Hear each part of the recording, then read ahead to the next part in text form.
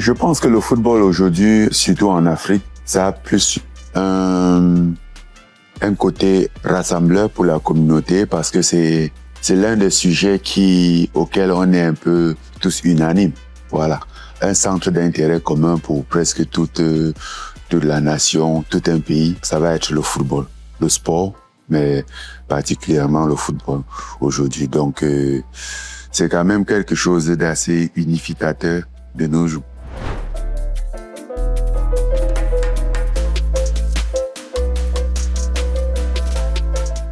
Mon plus lointain souvenir, je pense de la Coupe du Monde 1994.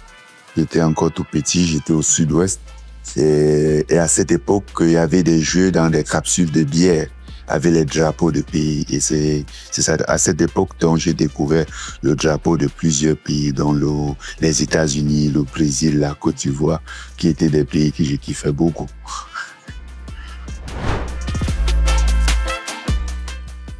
Mais depuis tout petit, il y a évidemment le Cameroun, mais le Brésil.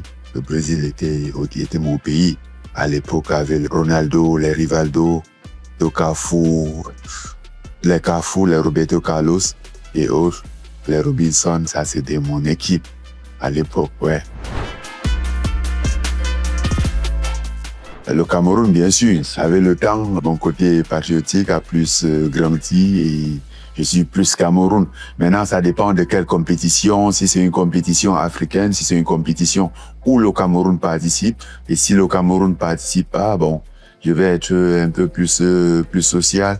Je vais aller plus avec les pays africains, comme la Côte d'Ivoire, le Sénégal, des pays un peu comme ça.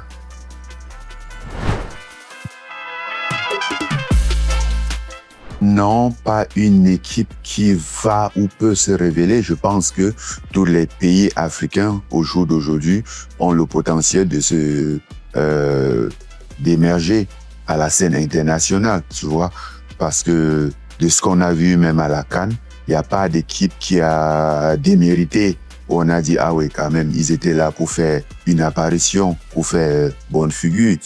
Chaque équipe était là et jouait un jeu assez élevé pour un niveau mondial. Donc, peut-être avec plus de structuration, peut-être avec des petits réglages, certaines équipes vont aller un peu plus loin, vont être mieux structurées et s'en sortir mieux, comme on a vu le Sénégal ces dernières années.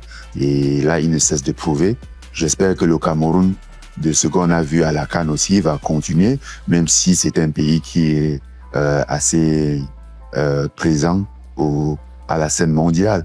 Mais en termes de structuration, je pense, sauf erreur de ma part, je pense qu'on est dans une phase de restructuration qui va nous permettre d'entrer dans un nouveau ère.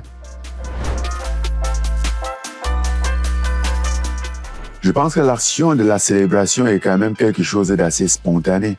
C'est pas quelque chose de prémédité où tu dis, ah oui, si on gagne, je vais célébrer comme ça, je vais sauter 3 fois, je vais monter sur la table. C'est quelque chose d'assez spontané. C'est sur le coup parce que c'est ton émotion en ce moment qui te guide et tu ne fais que suivre ton émotion. Ça se trouve, parfois, tu vas être juste épanoui, heureux et être assis et pas de réaction ou pas d'action physique, mais t'es le plus heureux en ce moment. Donc là, sur le coup, je ne sais pas parce que même moi, dans mes compétitions, dans mes victoires, parfois, je ne sais pas comment célébrer. Parfois, je suis juste satisfait par cette décharge de pression, ce sentiment de calme qui m'envahit. Ça fait du bien. C'est aussi une façon de célébrer. C'est aussi dans la tête, libérer l'esprit, sentir le poids qui tombe des épaules. Ça aussi, c'est une façon de célébrer. Donc, moi, personnellement, j'ai pas une façon particulière de célébrer.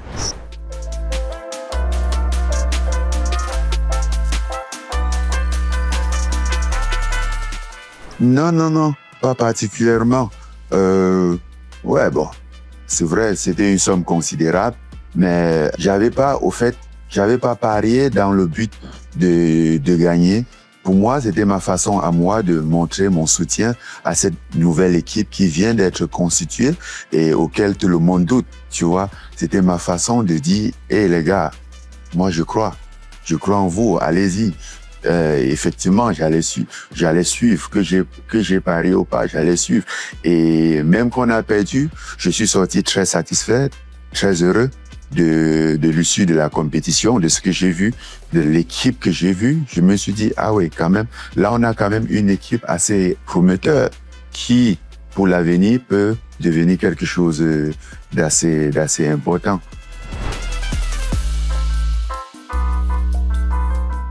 Alors, une fois de plus, je suis convaincu que toutes les équipes africaines aujourd'hui ont le niveau mondial et que chacun des pays qualifiés peut aller loin.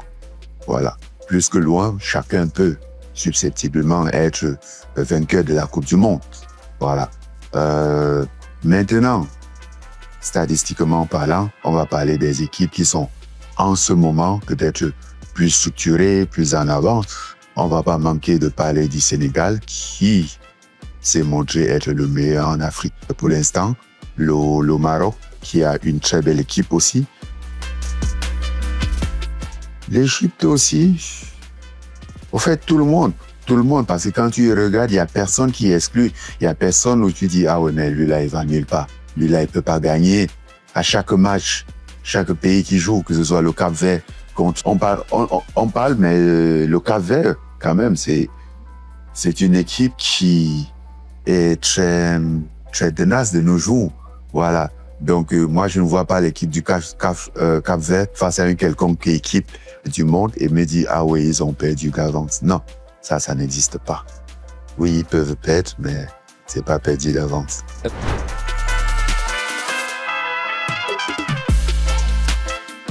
Oui, effectivement, je pense que je vais parier. Déjà, je pense que je vais parier que les équipes africaines vont aller très loin et plus qu'ils ne sont jamais allés.